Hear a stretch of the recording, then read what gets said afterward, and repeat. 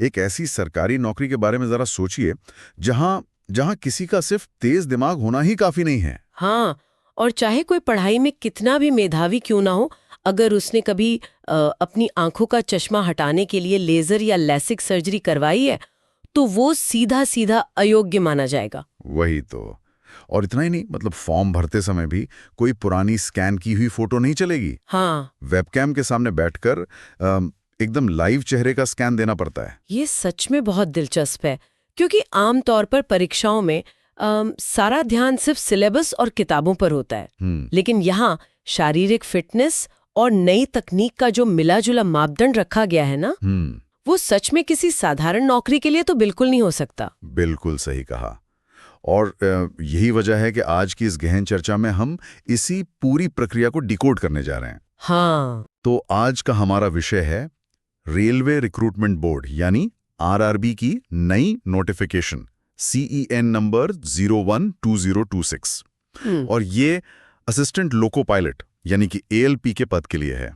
और हमारे पास जो स्रोत है वो भारत सरकार के रेल मंत्रालय द्वारा जारी किया गया एकदम आधिकारिक और विस्तृत डॉक्यूमेंट है। सही कहा। तो इस चर्चा का जो हमारा मिशन है ना, वो आज सिर्फ परीक्षा की तारीखें गिनाना नहीं है। बिल्कुल नहीं। बल्कि ये समझना है कि भारतीय रेलवे 11,127 पदों के लिए किस तरह से एक फूल प्रूफ, बेहद स्ट्रिक्ट और तकनीक से चलने वाली चयन प्रक्रिया चलाता है। देखिए, इस डॉक्यूमेंट को पढ़ने पर ही समझ आ जाता है कि रेलवे सिर्फ एक साधारण कर्मचारी नहीं ढूंढ रहा है। हाँ, बल्कि ऐसे लोग खोज रहा है जो हर तरह के दबाव को झेल सके, एकदम अलर्ट रहें। तो इस भर्ती की इतनी सारी बारीकियों में जाने से पहले एक बार जरा इस बड़ी तस्वीर को समझते हैं कि आखिर दांव पर लगा क्या है। हाँ, ये अवसर कितना बड़ा है, इसका अंदाजा कोई भी इस बात से लगा सकता है कि पूरे भारत में कुल 11,000 से ज्यादा रिक्तियां हैं। हाँ, और अगर हम सिर्फ मुंबई जैसे बड़े जोन की बात करें, तो अकेले सेंट्रल रेलवे में ही 1,000 से ज्यादा पद हैं। ओह वाह, ये तो बहुत बड़ा नंबर है। और आयु सीमा मतलब एज लिमिट 18 से 30 वर्ष रखी गई है 2026 के अनुसार, जिसमें नियम के मुताबिक आरक्षित वर्गों को छूट भी दी गई है। बिल्कुल। और अगर हम वेतन की बात करें, हाँ, वही मैं आने वाला था। तो ये 7वें वेतन आयोग के तहत लेवल 2 का पद है, जिसका शुरुआती मूल वेतन 19,900 रुपए तय किया गया है। अच्छा, यहाँ पर एक चीज साफ करना जरूरी है, क्योंकि कई बार लोगों को लगता है कि 19,900 रुपए तो आज के जमाने में बहुत कम है। हाँ, ये एक आम गलतफहमी है। तो क्या ये सिर्फ बेसिक पे है? जी हाँ, ये केवल बेसिक पे या मूल वेतन है। देखिए, रेलवे में असिस्टेंट लोको पायलट को इसके अलावा कई तरह के भत्ते मिलते हैं। नोटिफिकेशन में बड़ा साफ लिखा है कि इसमें अन्य अलाउंसेस भी जुड़ेंगे। अच्छा, जैसे कि महंगाई भत्ता, और इस जॉब का सबसे महत्वपूर्ण हिस्सा रनिंग अलाउंस। ये अलाउंस उन्हें ट्रेन चलाने के किलोमीटर के हिसाब से मिलता है। तो इन सब को मिलाकर देखें तो असल वेतन इस 19,000 के आंकड़े से कहीं ज्यादा बनता है। ये एक बहुत ही आकर्षक करियर विकल्प है। वाह, तो एक शानदार अवसर तो जरूर है, लेकिन फॉर्म भरने की शुरुआत में ही रेलवे ने एक बेहद स्ट्रिक्ट नियम लगा दिया है। हाँ, वो 1 RRB वाला नियम। बिल्कुल। हर उम्मीदवार केवल एक ही RRB चुन सकता है और केवल एक ही ऑनलाइन आवेदन कर सकता है। अगर किसी ने सोचा कि चलो मौके बढ़ाने के लिए एक फॉर्म मुंबई से भर देते हैं और एक पटना से, तो उसका फॉर्म तुरंत रिजेक्ट हो जाएगा, सीधा रिजेक्शन। और बात सिर्फ रिजेक्शन तक नहीं रुकती। ऐसे लोगों को भविष्य में रेलवे की सभी परीक्षाओं से हमेशा के लिए बैन भी किया जा सकता है। ये नियम तो वाकई में बहुत कड़ा है। मुझे तो ये चेस के खेल की जगह किसी वन वे स्ट्रीट जैसा लगता है। वन वे स्ट्रीट कैसे? देखिए, चेस में तो आप चाल वापस लेने का सोच भी सकते हैं, पर यहाँ ऐसा है कि आपने एक बार गाड़ी एक गली में मोड़ ली, यानी फॉर्म में क्रिएट एन अकाउंट पर क्लिक कर दिया, तो फिर पीछे मुड़ने का कोई रास्ता नहीं है। आरआरबी का चुनाव बाद में किसी भी हालत में बदला नहीं जा सकता। पर एक सवाल उठता है कि रेलवे सिर्फ एक ही जोन चुनने को लेकर इतना सख्त क्यों है? इस सवाल का सीधा सा जवाब उनके लॉजिस्टिक्स यानी रसद प्रबंधन में छिपा है। अगर हम इस चीज को थोड़ा ब्रॉड नजरिए से देखें, तो भारतीय रेलवे की परीक्षाओं में अक्सर लाखों और कभी-कभी करोड़ों की संख्या में फॉर्म आते हैं। ये दुनिया की सबसे बड़ी एग्जाम प्रोसेसेस में से एक है। हाँ, ये तो है। तो अगर एक ही उम्मीदवार अलग अलग जोन से 4 फॉर्म भर देगा तो डुप्लीकेशन हो जाएगा। बिल्कुल, और एक ही दिन परीक्षा आयोजित करने का पूरा जो उनका ढांचा है ना, वो चरमरा जाएगा। इसलिए डुप्लीकेशन रोकना और ये इंश्योर करना कि हर योग्य व्यक्ति को बराबर मौका मिले बहुत जरूरी है। इसीलिए ये एक एप्लीकेशन की पॉलिसी इतनी सख्ती से लागू होती है। ये तर्क तो बिल्कुल सही है, पर हम इंसान हैं, गलती होना तो स्वाभाविक है। तो क्या फॉर्म भरते वक्त हुई किसी छोटी सी गलती का मतलब ये है कि उम्मीदवार सीधा रेस से बाहर? लेकिन यहाँ भी एक पेच है। कैसा पेच? सुधार करने के लिए हर बार 250 रुपए की नॉन रिफंडेबल फीस देनी होगी। और जैसा आपने कहा था ना, वन वे स्ट्रीट, वो यहाँ भी लागू होता है। उम्मीदवार अपना चुना हुआ आरआरबी, ईमेल एड्रेस और मोबाइल नंबर किसी भी कीमत पर नहीं बदल सकता। अरे बाप रे, यानी फॉर्म भरते वक्त ही एकदम फोकस रखना होगा, कोई लापरवाही नहीं। बिल्कुल।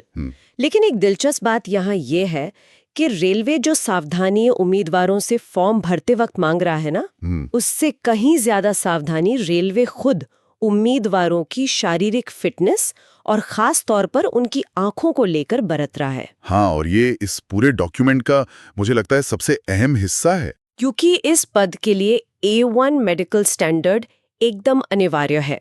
ये भारतीय रेलवे के नियमों में मेडिकल स्टैंडर्ड्स का सबसे ऊंचा लेवल माना जाता है। और जब हम A1 स्टैंडर्ड कहते हैं तो उसका मतलब सिर्फ चलते फिरते स्वस्थ होना नहीं है। नहीं, बिल्कुल नहीं। हम यहाँ एक ऐसी फिटनेस की बात कर रहे हैं जो किसी फाइटर पायलट के लेवल की हो। सोचिए, एक लोको पायलट अपने पीछे हजारों टन लोहा और हजारों जिंदगियां लेकर चल रहा होता है, और वो भी 100 किलोमीटर प्रति घंटे से ज्यादा की रफ्तार पर। वही तो, इसलिए उनकी आंखों की दृष्टि दूर के लिए बिना किसी चश्मे के बिल्कुल 6x6 होनी चाहिए। और सिर्फ इतना ही नहीं, लेसिक या आंखों की कोई भी दूसरी लेजर सर्जरी पूरी तरह से इनवैलिड है। एकदम सख्त बने उस पर। हाँ, अगर किसी ने विजन ठीक करने के लिए कभी भी लेजर का इस्तेमाल किया है तो वो उम्मीदवार सीधे तौर पर रिजेक्ट है। अब यहाँ पर एक बहुत बड़ा एक सवाल खड़ा होता है।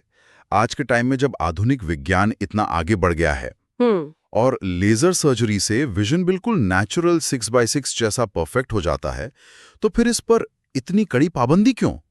किसी को भी लगेगा कि क्या ये नियम आज के समय के हिसाब से थोड़ा पुराना या आउटडेटेड नहीं है? ऊपर से देखने पर ऐसा जरूर लग सकता है, लेकिन इसके पीछे का जो विज्ञान है ना, वो बहुत गहरा है। अच्छा, देखिए, रेलवे सिर्फ ये टेस्ट नहीं कर रहा कि आप दूर का पढ़ पा रहे हैं या नहीं। वो नेचुरल विजन और एक्सट्रीम स्ट्रेस के अंडर आंखों की स्टेबिलिटी चेक कर रहे हैं। इसे थोड़ा और आसान भाषा में समझते हैं। आखिर इस लेजर सर्जरी से दिक्कत क्या होती है? तो देखिए, जब एक लोको पायलट रात के घने अंधेरे में या तेज बारिश और धुंध के बीच ट्रेन चलाता है, तो उसे सामने से आने वाली दूसरी ट्रेनों की बहुत तेज रोशनी और चमकीले सिग्नल्स का सामना करना पड़ता है। अब लेजर सर्जरी में क्या होता है कि आंखों के कॉर्निया का आकार यानी शेप बदला जाता है। हाँ, कॉर्निया रीशेप करते हैं। सही। और इन सर्जरी वाले लोगों में अक्सर रात के समय ग्लेयर या रोशनी के फैलने की समस्या देखी जाती है। तो सामने से जब तेज रोशनी पड़ती है तो उन्हें चीजें धुंधली लग सकती हैं। अरे, ये तो सच में बहुत खतरनाक हो सकता है अगर सिग्नल ही सही से ना दिखे। बिल्कुल। और इसके अलावा एक और पॉइंट है, एक ट्रेन का जो इंजन होता है ना, वो लगातार बहुत तेज वाइब्रेट करता है। इंजन के वाइब्रेशंस। हाँ, तो घंटों तक उस लगातार वाइब्रेशन के बीच सफर करने का असर एक सर्जरी की हुई आंख के कॉर्निया पर कैसा होगा, ये एक बहुत बड़ा रिस्क है। और रेलवे यात्रियों की सुरक्षा के साथ ऐसा कोई भी रिस्क नहीं ले सकता। बिल्कुल सही। इसीलिए उन्हें एकदम नेचुरल 6x6 दृष्टि की जरूरत होती है। ये रीजन सुनकर पूरी तरह से समझ आता है कि ये नियम आखिर क्यों बना है, सुरक्षा को लेके कितनी गहराई से सोचा गया है। और शायद इसी वजह से रेलवे ने इस बार फॉर्म भरने की स्टेज पर ही एक नया self screening medical declaration introduce किया है। हाँ, ये एक नया कदम है। इस नोटिफिकेशन डॉक्यूमेंट में एनेक्सर 8A और 8B दिए गए हैं। पहले कैसा होता था? पहले क्या होता था कि उम्मीदवार सारी लिखित और टेक्निकल परीक्षाएं पास कर लेता था और महीनों बाद जब एकदम आखिर में मेडिकल टेस्ट होता था तब पता चलता था कि उसकी आंखें तो इस जॉब के लायक ही नहीं है। ओहो, तब तो उम्मीदवार का टाइम और रेलवे का पैसा दोनों बर्बाद। वही तो, इसमें दोनों का नुकसान होता था। तो अब इस बर्बादी को रोकने के लिए क्या सिस्टम बनाया गया है? अब फॉर्म भरते समय ही उम्मीदवारों को एक डिक्लेरेशन देना होता है कि वो A1 स्टैंडर्ड के योग्य हैं। और जब वो चयन प्रक्रिया के आखिरी चरण में, यानी जब वो CBAT परीक्षा देने जाएंगे, तो उन्हें परीक्षा हॉल में अपने साथ एक मेडिकल रिपोर्ट लानी होगी। और इस रिपोर्ट पर एक जनरल फिजिशियन और एक आई स्पेशलिस्ट यानी नेत्र विशेषज्ञ के सिग्नेचर होना अनिवार्य है। क्या बात है। मतलब परीक्षा हॉल में कदम रखने से पहले ही डॉक्टर से ये वेरीफाई करवाना होगा कि दृष्टि 6/6 है और कोई लेजर सर्जरी नहीं हुई है। बिल्कुल। ये तो सच में पूरी प्रक्रिया को बहुत ट्रांसपेरेंट बना देता है। तो यहाँ तक हमने देखा कि कैसे ट्रेन को सुरक्षित रखने के लिए फिजिकल स्टैंडर्ड्स सेट किए गए हैं। लेकिन एक और चीज है, परीक्षा को सुरक्षित रखने के लिए क्या किया गया है? क्योंकि देखिए, आप किसी फिजिकली फिट इंसान को किसी और की जगह एग्जाम देने के लिए भी तो भेज सकते हैं ना, मुन्ना भाई MBBS टाइप। हाँ, और यही वो जगह जहाँ ये पूरी एप्लीकेशन प्रोसेस एकदम हाईटेक हो जाती है। अच्छा। रेलवे ने बहुत क्लियरली कहा है कि पहचान को प्रमाणित करने के लिए डिजी लॉकर या आधार का उपयोग करने की सख्त सलाह दी जाती है। और इसके साथ ही वो एक और नियम आता है जिसने सबका ध्यान खींचा है, लाइव फोटो वाला नियम। ओ हाँ, वो बहुत अहम है। मतलब फॉर्म भरते वक्त कोई पुरानी एडिट की हुई या फोटो स्टूडियो में खींची हुई बढ़िया सी तस्वीर अपलोड नहीं करनी है। बिल्कुल नहीं। आपको उस वक्त वेबकैम या फोन के फ्रंट कैमरा से अपनी लाइव फोटो खींच कर देनी होगी। और इसके लिए भी इतने कड़े निर्देश हैं कि सफेद कपड़े नहीं पहनने चाहिए ताकि बैकग्राउंड से चेहरा अलग दिखे। सही कहा। और सर पर कोई टोपी नहीं होनी चाहिए, चेहरे पर कोई मास्क नहीं होना चाहिए, और चश्मा तो बिल्कुल भी नहीं। ये जो पूरा नया सिस्टम है ना, ये इम्पर्सनेशन यानी फर्जीवाड़े को जड़ से खत्म करने के लिए डिजाइन किया गया है। वो कैसे काम करता है? देखिए, जब लाइव फोटो ली जाती है तो सिस्टम चेहरे के फीचर्स को रिकॉर्ड कर लेता है, और उसके बाद जब उम्मीदवार CBT1, CBT2, CBAT देने जाएगा या डॉक्यूमेंट वेरिफिकेशन के लिए आएगा, तब इसी डेटा का इस्तेमाल फेशियल रिकग्निशन यानी चेहरे के मिलान के लिए किया जाएगा। तो जैसा आपने कहा, कोई मुन्ना भाई किसी और की जगह एग्जाम दे ही नहीं सकता। तकनीक के नजरिए से देखें तो ये सच में बहुत शानदार लगता है, लेकिन मुझे यहाँ एक बड़ी प्रैक्टिकल प्रॉब्लम भी नजर आती है। कैसी प्रॉब्लम? देखिए, भारत की एक बहुत बड़ी आबादी आज भी ग्रामीण इलाकों में यानी गांव में रहती है। नोटिफिकेशन में लिखा तो है कि ग्रामीण उम्मीदवार कॉमन सर्विसेज सेंटर यानी CSC का उपयोग कर सकते हैं, और इनकी संख्या देश भर में लगभग 1.5 लाख बताई गई है। लेकिन कागजों पर 1.5 लाख सेंटर होना एक बात है, और असलियत में वहां फास्ट इंटरनेट स्पीड होना, सही से काम करने वाले वेबकैम होना और बिना किसी ग्लिच के लाइव फोटो अपलोड करने का पूरा इंफ्रास्ट्रक्चर होना, ये तो बिल्कुल दूसरी बात है ना। तो क्या ये नियम उन कैंडिडेट्स के लिए एक बहुत बड़ी बाधा नहीं बन जाएगा? ये चिंता बिल्कुल वाजिब है। डिजिटल डिवाइड आज भी हमारे देश की एक सच्चाई है। हाँ। लेकिन अगर हम इसे रेलवे के नजरिए से देखें तो इतने बड़े पैमाने पर होने वाली चीटिंग या धोखाधड़ी को रोकने का बस यही एक सॉलिड तरीका बचा था। ये भी है, ताकि उम्मीदवार किसी पास के शहर या किसी अच्छे इंटरनेट वाले CSC सेंटर तक आराम से पहुंच सकें। अच्छा। और शायद आधार कार्ड का जो इतना जिक्र है वो भी इसी चीटिंग को रोकने का हिस्सा है। मैंने ध्यान दिया कि जो लोग CBT1 एग्जाम देंगे उन्हें उनकी आवेदन फीस का एक हिस्सा वापस मिलेगा एज अ रिफंड। हाँ, मिलता है। लेकिन ये रिफंड सिर्फ और सिर्फ सीधे उसी बैंक खाते में जाएगा जो उम्मीदवार के आधार कार्ड से जुड़ा होगा। ये बहुत ही स्ट्रेटेजिक कदम है। पहले क्या होता था कि अक्सर साइबर कैफे वाले जो फॉर्म भरते थे, बिल्कुल, तो अब आधार से जुड़े खाते में सीधा पैसा भेजकर रेलवे ने इन बिचौलियों का गेम ही पूरी तरह से खत्म कर दिया है। और इसके बाद भी अगर कोई धोखाधड़ी करने की कोशिश करता है तो नोटिफिकेशन में एक नए कानून का जिक्र है, the public examinations prevention of unfair means act 2024। इसके तहत अगर कोई अनुचित साधन अपनाता है, चीटिंग करता है, तो उस पर परीक्षा देने से आजीवन प्रतिबंध यानी लाइफ टाइम बैन लगेगा। बिल्कुल। और इस कानून के तहत कड़ी कानूनी कार्रवाई यानी जेल तक का प्रावधान है।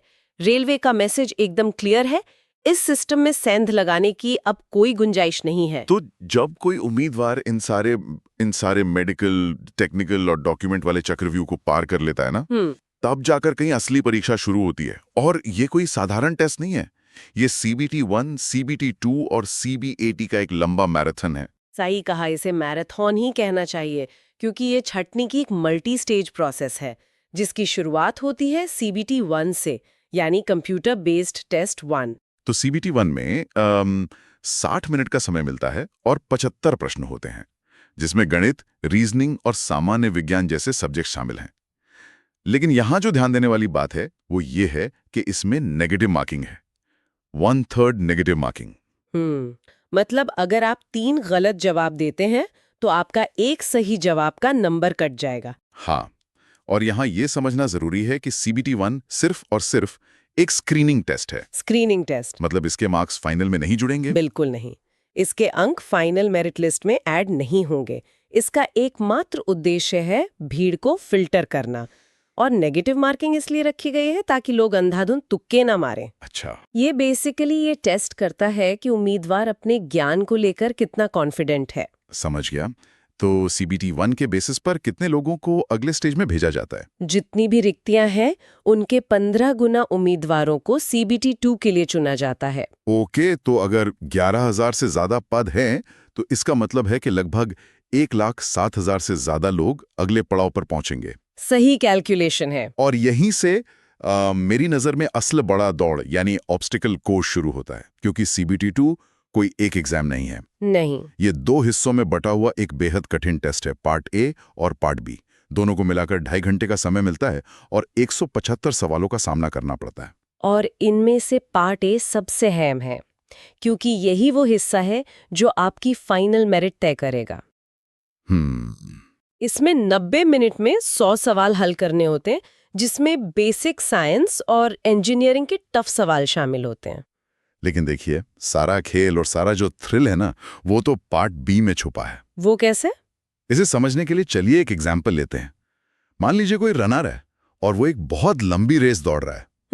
उसने शुरुआत बहुत धमाकेदार की। पार्ट ए में उसने सबसे ज्यादा नंबर स्कोर कर लिए और वो पूरी भीड़ में सबसे आगे चल रहा है। ठीक है। लेकिन फिर आता है पार्ट बी, जो कि 60 मिनट का एक ट्रेड क्वालिफाइंग टेस्ट है। अगर वो रनर इस पार्ट बी में कम से कम 35% 35% मार्क्स नहीं लाता है, हाँ, 35%, तो वो बिल्कुल फिनिश लाइन पर आकर औंधे मुंह गिर जाएगा। उसके पार्ट ए के उन बेहतरीन नंबरों का कोई मोल ही नहीं रहेगा। ये उपमा बिल्कुल सटीक दिया आपने। और रेलवे ने ये इतना स्ट्रिक्ट ढांचा बनाया ही इसीलिए क्योंकि उन्हें सिर्फ किताबी ज्ञान वाले लोग नहीं चाहिए। पार्ट बी में दरअसल उम्मीदवार के ITI या डिप्लोमा ट्रेड से जुड़े हुए सवाल पूछे जाते हैं। अच्छा, मतलब अगर कोई उम्मीदवार इलेक्ट्रिशियन है, हाँ, तो उसे सिर्फ फिजिक्स के लंबे चौड़े फॉर्मूले ही नहीं आने चाहिए, बल्कि रियल लाइफ में तारों और सर्किट का काम भी प्रैक्टिकली आना चाहिए। बिल्कुल सही। पार्ट ए आपका मानसिक क्षमता जांचता है और पार्ट बी आपका व्यवहारिक टेक्निकल ज्ञान जांचता है। तो जो लोग इस खतरनाक CBT-2 के दोनों हिस्सों को पास कर लेते हैं, क्या उनकी छाटनी वहीं खत्म हो जाती है? अरे नहीं, अभी नहीं। इसके बाद आता है CBAT यानी कंप्यूटर बेस्ड एप्टीट्यूड टेस्ट। अच्छा। यहाँ टोटल रिक्तियों के 8 गुना उम्मीदवारों को मेरिट के आधार पर बुलाया जाएगा। इस CBAT के बारे में मैंने पढ़ा था कि इसमें कोई नेगेटिव मार्किंग नहीं होती। हाँ, नहीं होती। ये बाकी CBT-1 और CBT-2 से बिल्कुल अलग कैसे हो गया, जब उन दोनों एग्जाम में हर गलत जवाब पर पेनल्टी थी, नंबर कट रहे थे, तो इस आखिरी टेस्ट में ऐसा क्यों नहीं है? इसका बहुत बड़ा कारण ये है कि CBAT कोई सामान्य ज्ञान, जनरल नॉलेज या मैथ्स की परीक्षा नहीं है। ये दरअसल एक मनोवैज्ञानिक यानी साइकोलॉजिकल और कंसंट्रेशन का टेस्ट है। ये जांचता है कि उम्मीदवार की सजागता और किसी भी चीज पर रिएक्ट करने की स्पीड कैसी है, उनके रिफ्लेक्सेस कैसे हैं। अब क्योंकि इसमें सोचने और रिएक्ट करने की स्पीड चेक की जाती है, इसलिए गलतियों पर नेगेटिव मार्किंग नहीं रखी गई है। लेकिन एक बात ध्यान रखने वाली है कि इसमें पास होने का जो तरीका है वो बहुत ही ज्यादा जटिल है। हाँ, इसके नोटिफिकेशन डॉक्यूमेंट में लिखा है कि उम्मीदवार को हर एक टेस्ट बैटरी या सेक्शन में कम से कम 42 का T स्कोर लाना अनिवार्य होगा। अब ये T स्कोर क्या भला है? क्या ये परसेंटेज है? नहीं, ये परसेंटेज तो बिल्कुल भी नहीं है। T स्कोर दरअसल एक स्टैटिस्टिकल पैमाना है। अगर हम इसे आसान भाषा में कहें तो ये एक स्टैंडर्डाइज्ड स्कोर होता है। ये देखता है कि आपका प्रदर्शन उस एग्जाम में बैठे बाकी सभी उम्मीदवारों के एवरेज प्रदर्शन के मुकाबले कैसा रहा। अच्छा, मतलब आप सिर्फ एक तय पासिंग मार्क जैसे कि 33 या 35% उसके खिलाफ नहीं लड़ रहे, आप एक्चुअली बाकी सब लोगों के खिलाफ लड़ रहे हैं। एकदम सही पकड़ा आपने। सोचिए, अगर किसी दिन परीक्षा का पेपर बहुत ज्यादा कठिन आ गया और सभी लोगों का प्रदर्शन गिर गया, तो नेचुरली एवरेज स्कोर भी नीचे आ जाएगा। हाँ, लॉजिक तो यही कहता है। तो टी स्कोर ये देखता है कि उस गिरे हुए एवरेज के मुकाबले आप स्टैटिस्टिकली कहाँ खड़े हैं। आपको हर हाल में उस एवरेज से ऊपर एक तय लेवल तक पहुंचना ही होगा, और 42 टी स्कोर उसी लेवल को दर्शाता है। बाप रे। और सबसे बड़ी बात, ये 42 टी स्कोर एग्जाम के हर एक सेक्शन में अलग अलग लाना जरूरी है। ओह, मतलब आप किसी एक सब्जेक्ट में बहुत अच्छा स्कोर करके अपनी किसी दूसरी कमजोरी को छुपा नहीं सकते। बिल्कुल नहीं, बैलेंस होना जरूरी है। ये पूरी प्रोसेस तो किसी के भी दिमाग को पूरी तरह से निचोड़ देने वाली है। अगर हम शुरू से देखें तो पहले बिना किसी सर्जरी वाली नेचुरल आंखों की जांच हुई, फिर लाइव चेहरे की पहचान करके फर्जीवाड़े पर लगाम लगाई, फिर CBT 1 में भीड़ की छटनी हुई, CBT 2 में किताबी और व्यावहारिक ज्ञान का इतना डीप टेस्ट हुआ, और उसके बाद अंत में CBAT, जहां ये चेक किया जा रहा है कि उम्मीदवार दबाव में एवरेज लोगों से बेहतर प्रदर्शन कर सकता है या नहीं। और आपको क्या लगता है, यहाँ प्रोसेस खत्म हो गई?